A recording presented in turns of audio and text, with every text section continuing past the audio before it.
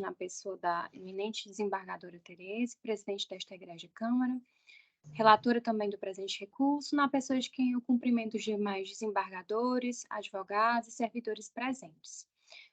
Primeiro, excelências, eu vou falar sobre a parte fática, né? A apelante, a Satinvest, é credora do apelado município de Fortaleza, na importância de R$ 48.161, esse valor à época do ajuizamento, referente aos aluguéis e demais encargos dos meses de novembro de 2013 a janeiro de 2014, decorrentes da alocação do imóvel cito à rodovia BR-116 2555, Parque Empresarial.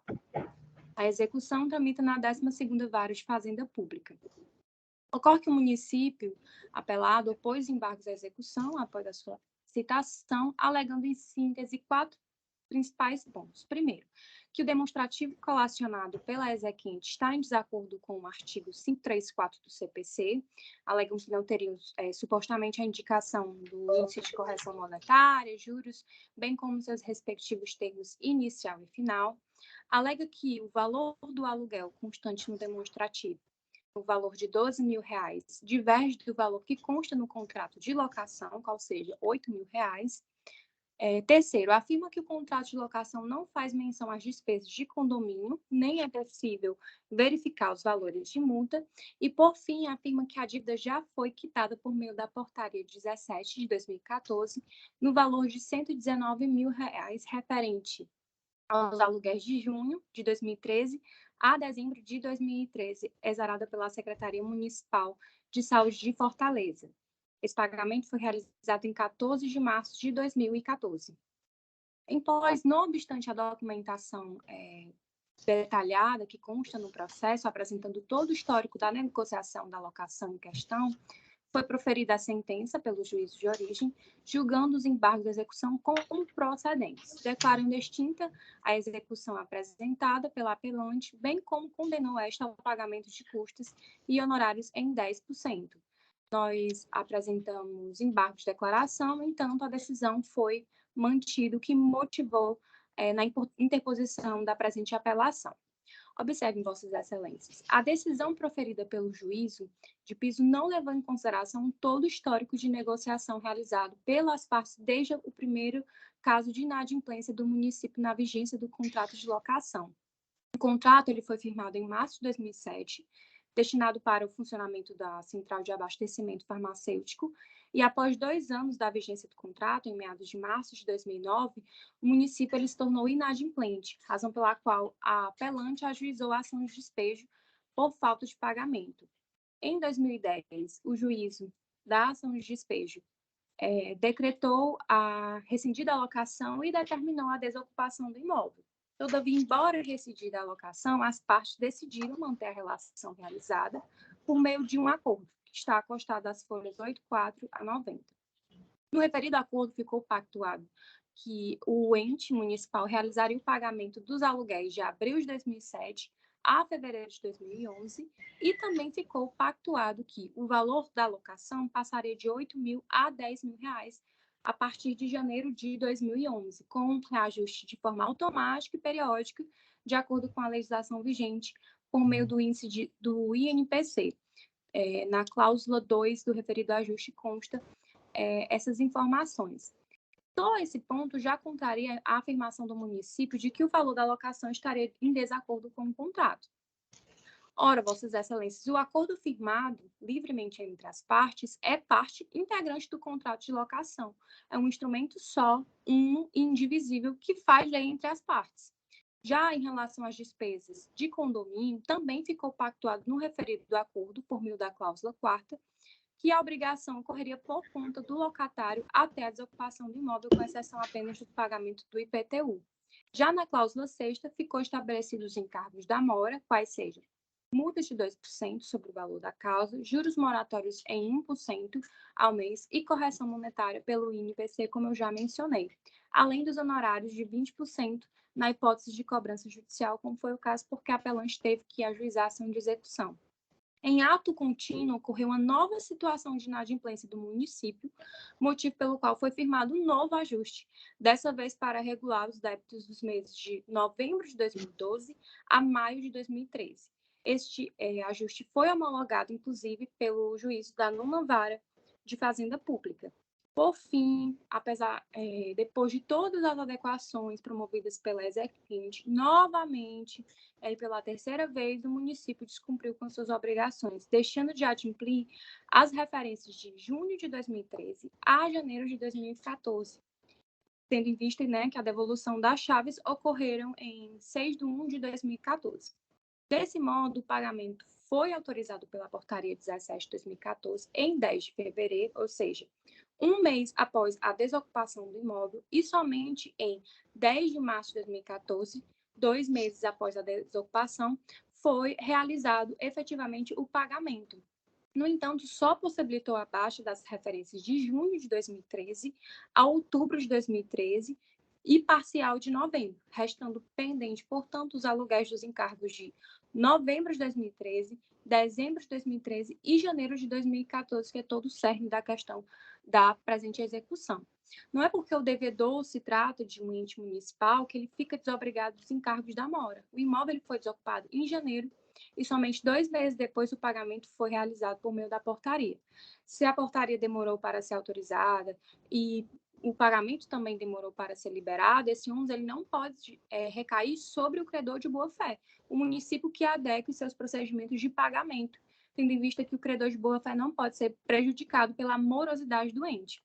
Por todo exposto, excelências, vez que o município permanece inadimplente, não tendo o dolo do juízo de origem se atentado a todos os acordos realizados entre as partes, que também compõem o contrato de locação firmado entre credor e devedor, razão pela qual requer-se o provimento integral do recurso, a fim de reformar a sentença combatida nos termos expostos, determinando o prosseguimento da execução em apenso com a decretação da obrigação em relação ao apelado, até que seja recuperado o crédito existente. Até 2021, o débito estava em R$ 146.132, bem como a condenação do embargante em honorários de 20% e multa por embargos protelatórios. Eu agradeço a todos. Encerro minha sustentação, ratificando pelos votos de estima e consideração.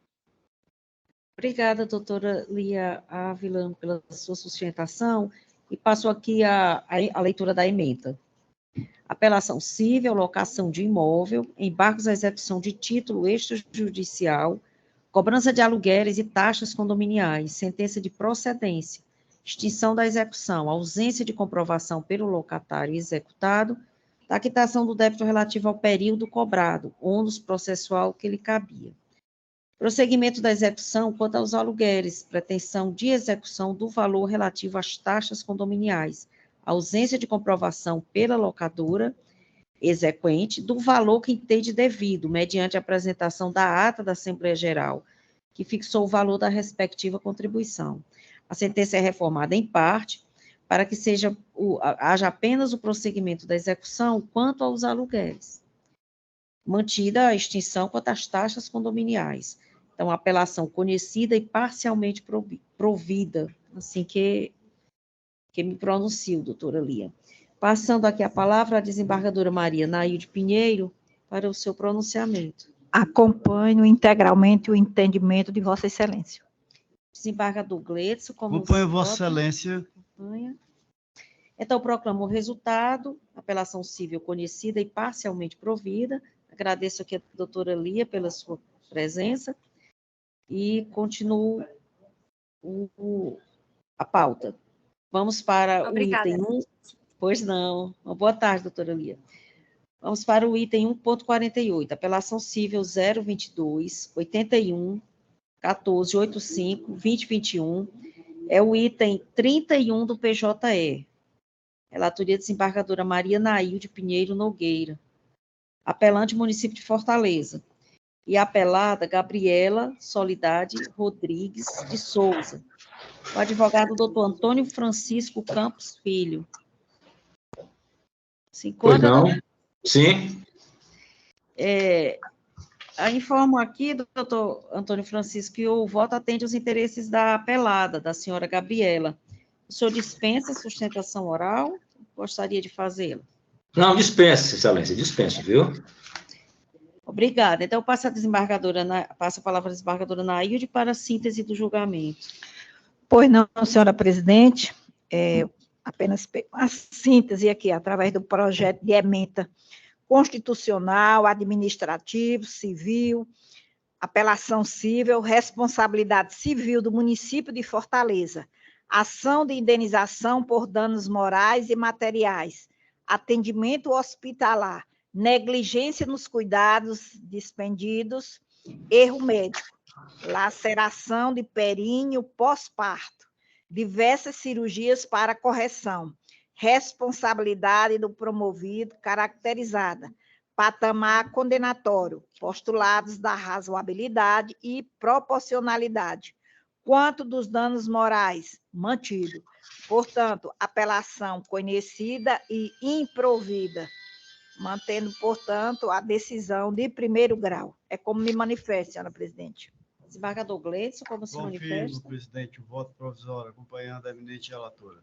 Desembargadora Iraneide. Ratificando o voto provisório, acompanhar a relatoria. Resultado, apelação civil conhecida e desprovida. Obrigada, doutor Campos Filho. Muito obrigado aos nobres embargadores e desembargadoras. Tenham aí um Feliz Natal e um próspero Ano Novo, hein? E Deus abençoe nossas vidas. Para todos Amém. nós. Amém.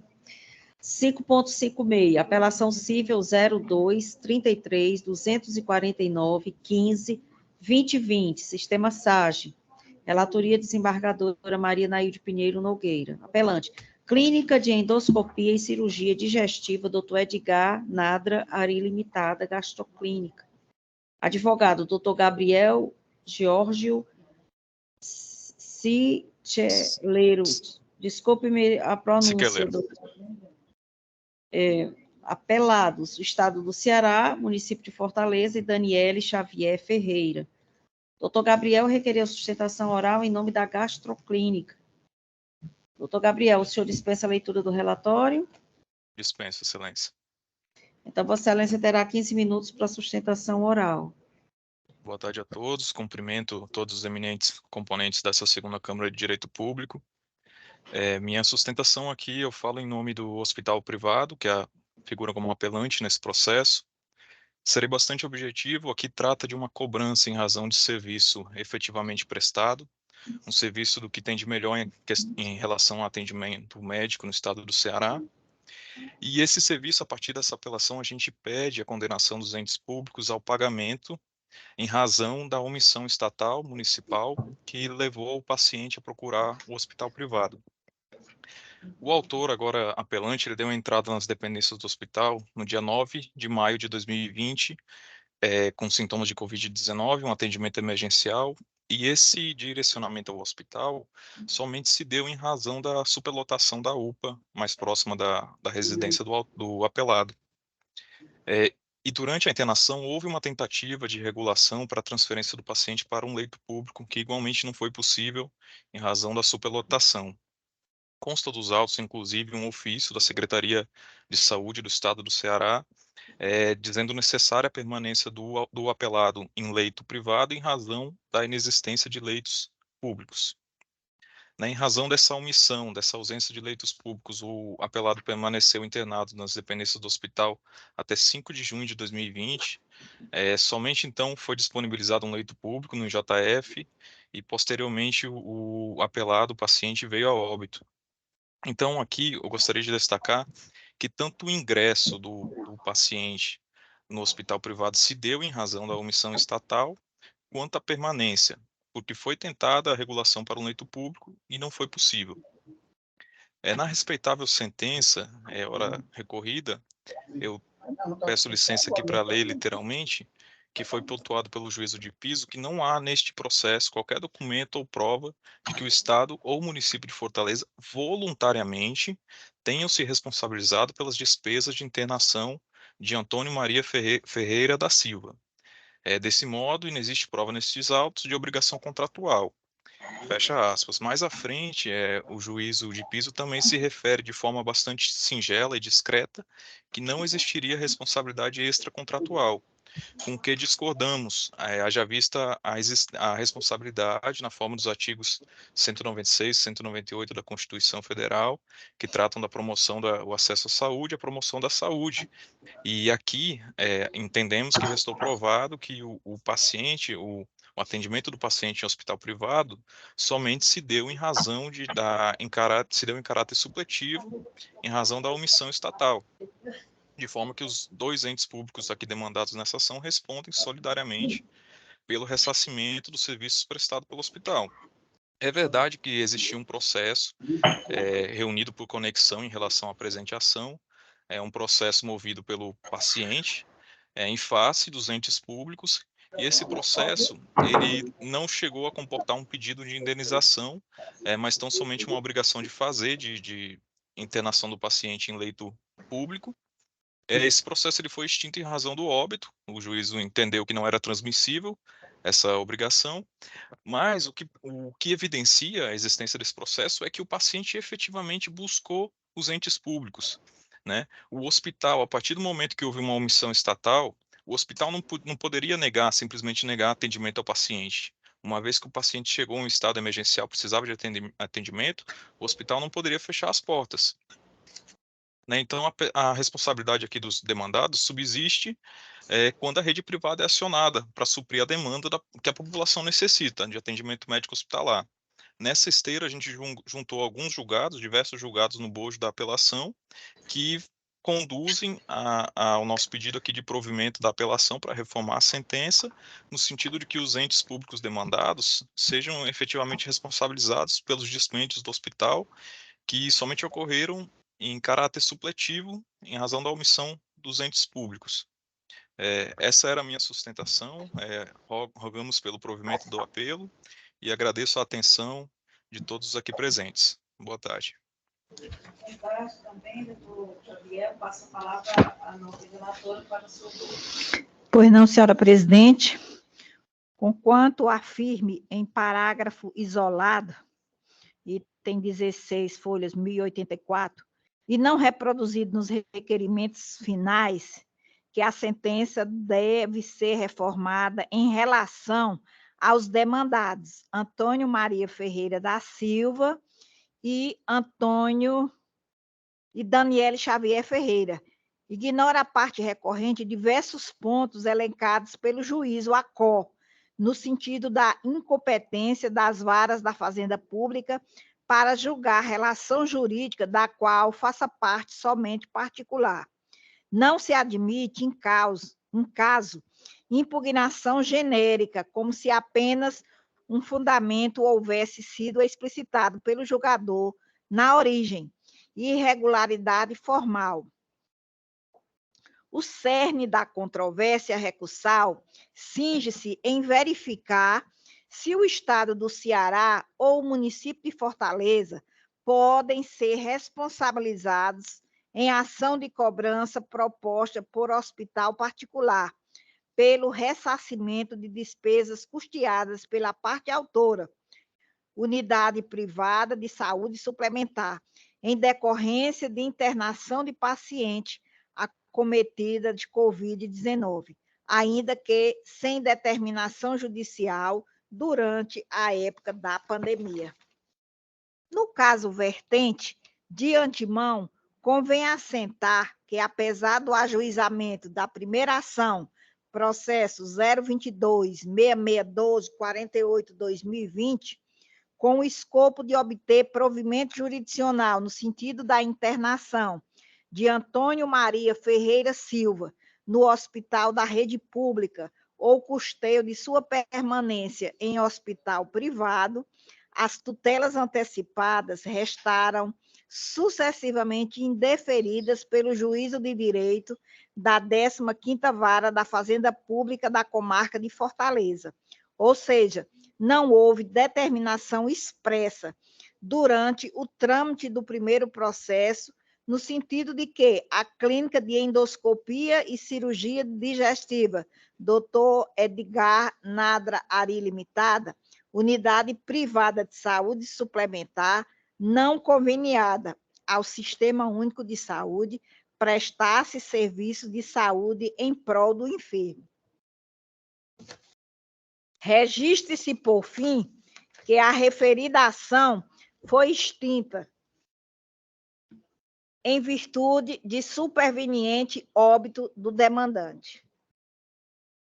O Supremo Tribunal Federal firmou posicionamento sob o rito de repercussão geral, tema 1033, no sentido de que o ressarcimento de serviços de saúde prestados por unidade privada em favor de paciente do Sistema Único de Saúde, em cumprimento de ordem judicial, deve utilizar como critério o mesmo que é adotado para o ressarcimento do Sistema Único de Saúde, por serviços prestados a beneficiários de plano de saúde.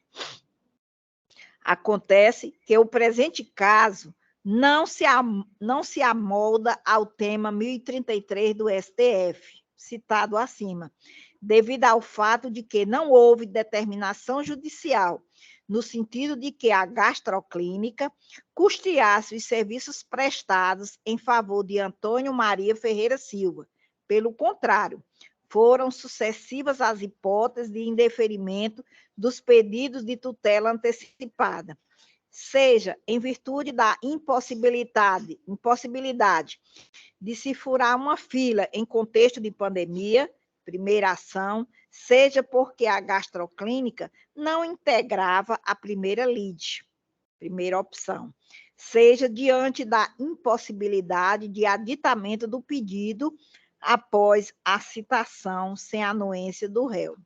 Assim, não se pode dizer que há nexo de causalidade entre a conduta e o dano apto a ensejar a responsabilidade extracontratual objetiva do poder público.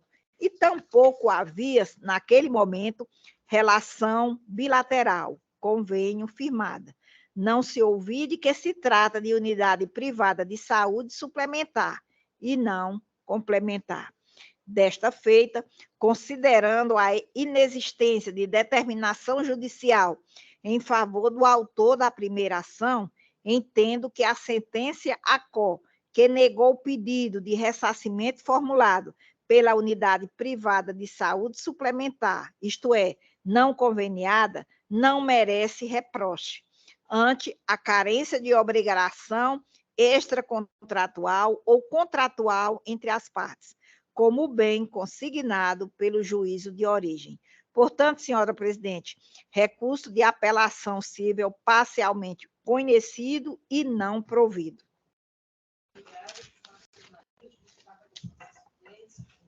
Confirmo o voto provisório, presidente, acompanhado da eminente relatora. Com a relatoria, confirmando o voto provisório, senhora presidente. Excelência, a senhora está sem áudio. Obrigada. Pois não. Então, só consignando aqui no áudio, ambos os integrantes da turma votaram em consonância com a nobre relatora.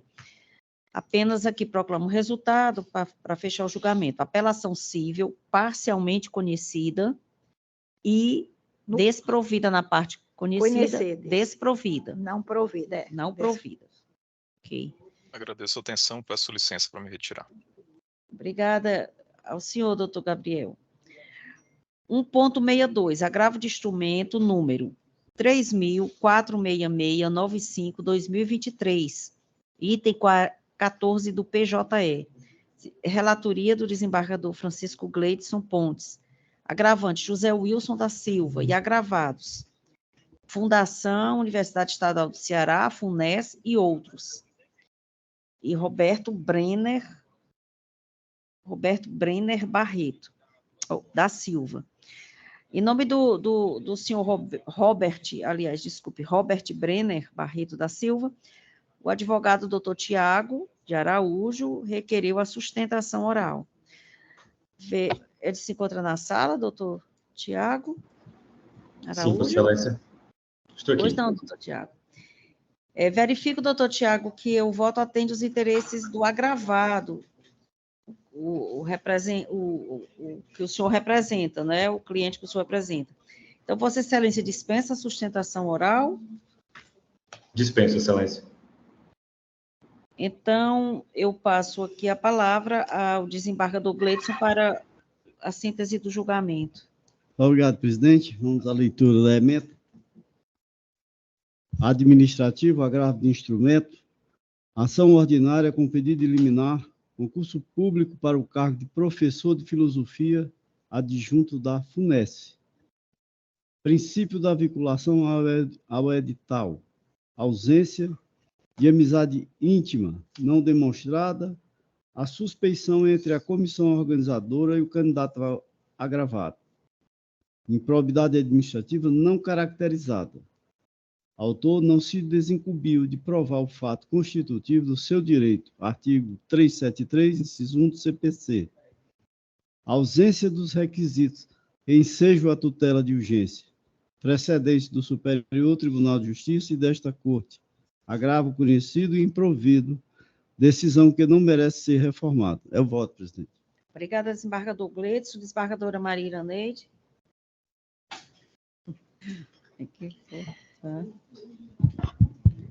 Ratifico o voto provisório acompanhando a relatoria, senhora presidente. Desembargador Luiz Evaldo, como vota? Pois não, presidente. Eu confirmo o meu voto, acompanhando na íntegra o doutor relator. Então, proclamo o resultado, agravo de instrumento conhecido e desprovido. Obrigada, doutor Tiago. Obrigado, excelências. Boas festas. Boas festas para o senhor também. Concluídas as sustentações orais, passamos às manifestações da Procuradoria-Geral de Justiça e da Defensoria Pública. Indago a excelentíssima representante da Procuradoria-Geral de Justiça, doutora Sheila Cavalcante Pitombeira, se há alguma manifestação nos processos desta sessão do interesse da vossa instituição. Não, senhora presidente, as manifestações já estão postas nos autos. Certo. Da mesma forma, indago a excelentíssima representante da Defensoria Pública, doutora Maria Liduína Freitas Silva. Se encontra na sala? Está sem áudio, doutora Liduína.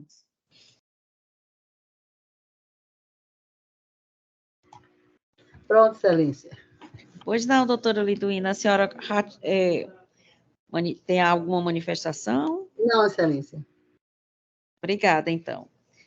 Indago agora aos integrantes da Câmara se ratificam seus votos provisórios proferidos nos processos de pauta, sistemas SAGE e PJE.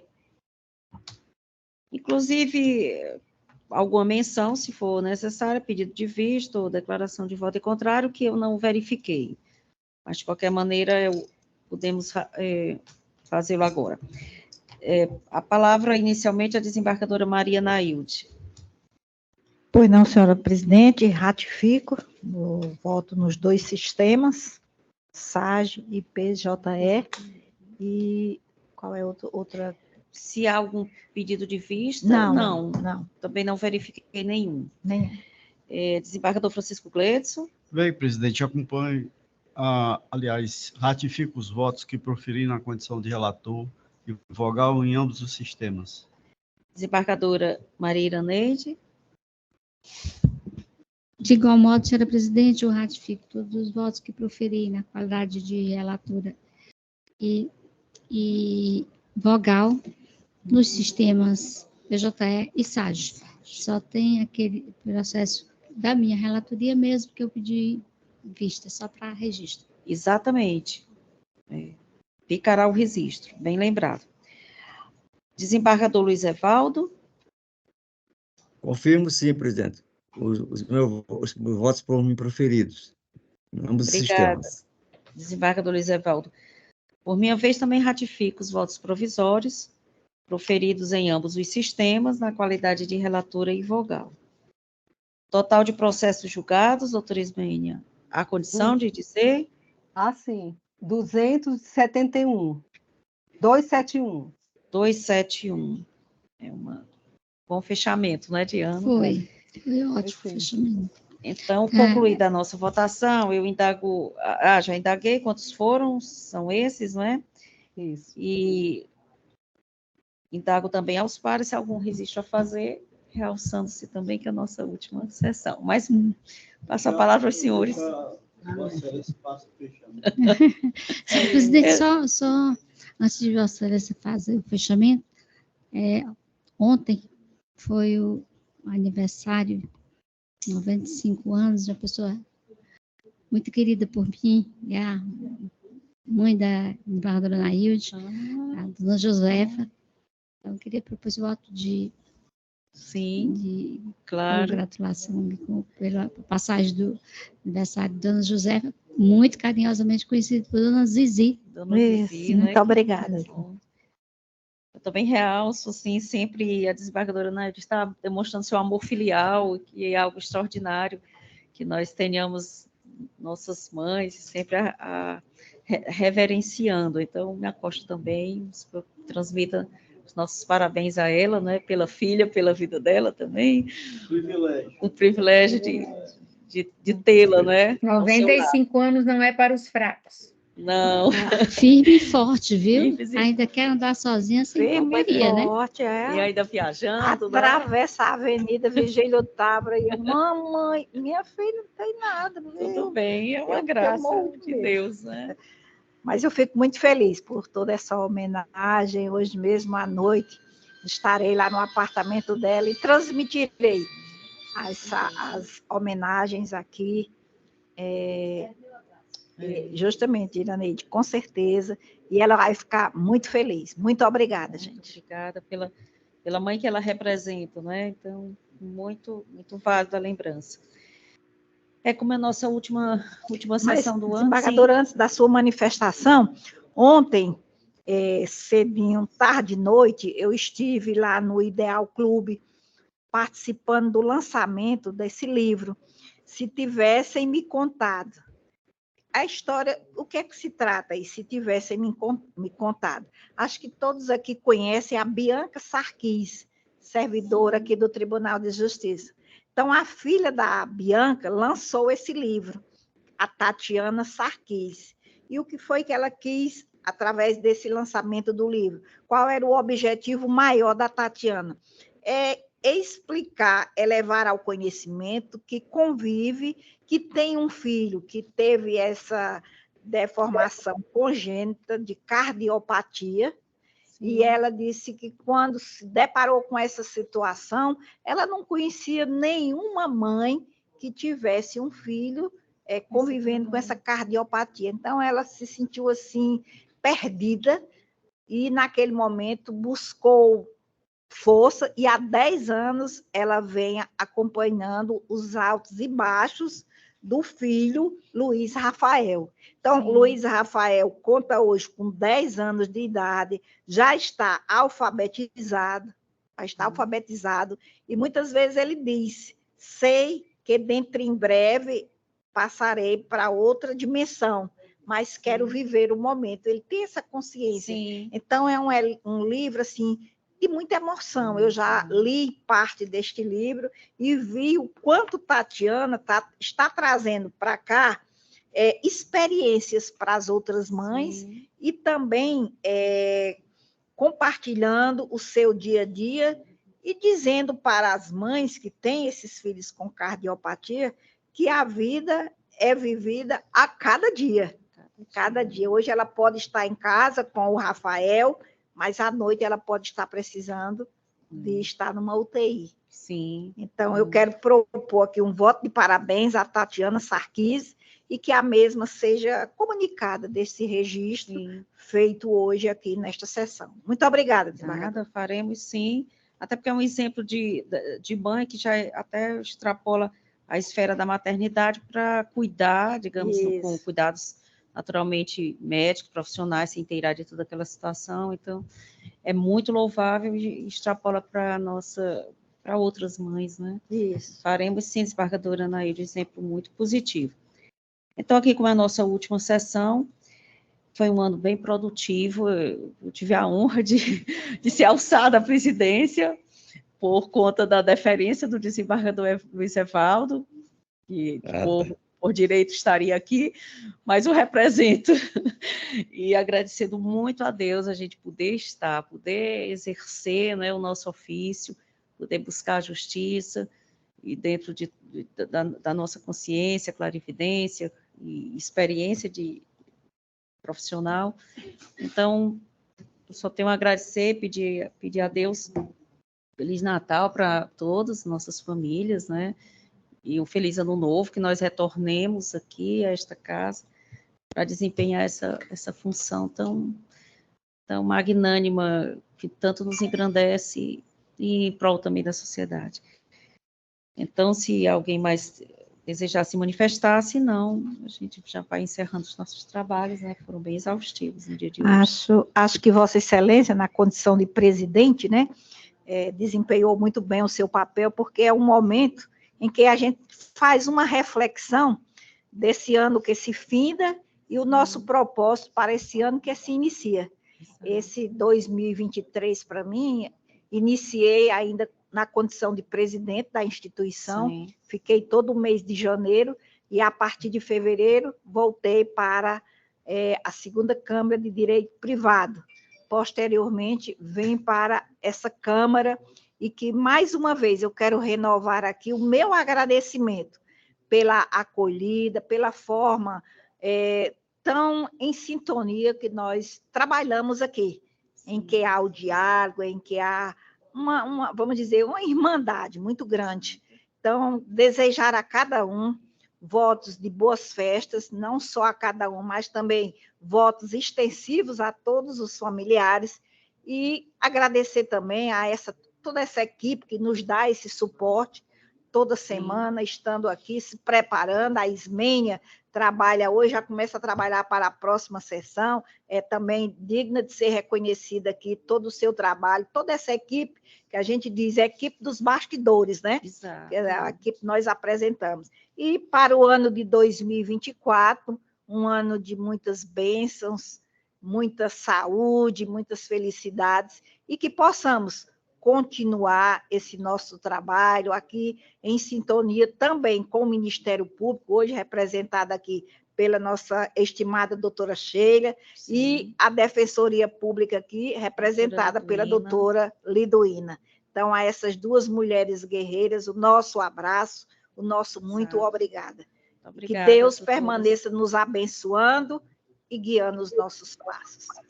Obrigada, colaborando com nossos trabalhos, né? Também, como a desembargadora Nailde bem lembrou, também meus agradecimentos à equipe que tanto nos ajudou nesse ano. A equipe da secretaria, como um todo, os policiais, o seu Edson sempre ali, né, nos proporcionando. Caladinho, né? Mas sem ele... Bem atuante. Não podemos alcançar, né, a nossa sessão. Presidente, eu queria me filiar a todas as manifestações de vocês duas, mulheres elegantes desta Câmara, né, dizer que é uma felicidade para mim estar aqui entre vocês, juntamente com o meu irmão Evaldo, né, príncipe de Aurora. Estamos aqui ladeando essas três damas, não é? É um privilégio muito grande, é uma Câmara muito harmônica. Eu queria aproveitar e desejar a todos vocês, todos nós, para todos nós, nossos familiares, extensivo aqui aos servidores da casa, da Câmara, um Natal belíssimo, né? Nós não podemos reclamar muito de 2023, em termos de produtividade, nós alcançamos bons números, e acredito que a expertise que acumulamos servirá de esteio para que o ano 2024 seja ainda melhor em termos de alcance de metas, tanto cobrado que somos, né? Desejar aqui a presidência do tribunal que também tenha luzes, né, seja iluminado a conduzir os destinos da nossa instituição. Feliz Natal para todos vocês, juntamente com seus familiares. Obrigada. Senhor presidente, também, só para reforçar, né, quero também aqui externar os meus votos de Feliz Natal para todos nós, né, e nossos familiares, né, os agradecimentos, né, que aos servidores aqui da Câmara, eu aperreio muito a Ismênia, além de Vossa Excelência, né? Então, a gente está sempre necessitando de auxílio e ela sempre aposta para nos auxiliar. Então, realmente só agradecer a todos os servidores e desejar um ano novo de muitas realizações, muita paz e que realmente tenhamos, continuemos, né, com a nossa produtividade sempre crescente. Né? Então, muita luz para todos nós neste Natal. Com a graça de Deus. Então, Pois não, presidente. Desembargador Evaldo, gostaria de alguma palavra? Quero parabenizar Vossa Excelência, mas eu quero dizer que o cargo é merecido. E eu fico numa situação difícil, porque vejo aí 2 presidentes do Tribunal de Justiça, ex-presidentes, né? E 3 presidentes da Câmara, nossa Câmara, né? Entendeu? Então, mas eu quero também reforçar, como já disseram os colegas, a doutora Sheila, a doutora Liduína, assim como a Ismênia, a Celinha, e tantos outros que compõem, que fazem parte da nossa Câmara, né? Então, a Mônica, como disse bem o nobre Gleidson. Então, que a gente tenha um Feliz Natal, um ano novo de muitas comemorações de alegrias, e que no próximo ano a gente possa estar aqui também novamente. E a partir do dia 8 estaremos, né, Gleidson? Dia 8, né? Estaremos aqui novamente, recomeçando o ano. Essa data é emblemática. Pois não, obrigada. Obrigado e muita paz para todos. Muita paz para todos nós. Né? Boas festas a todas e todos, né? Registrar a alegria desse Feliz ano. Natal para Um abraço todos. a todos. O ano próximo cheio de saúde. Se Deus quiser. Amém. Feliz Natal. Tá, vai.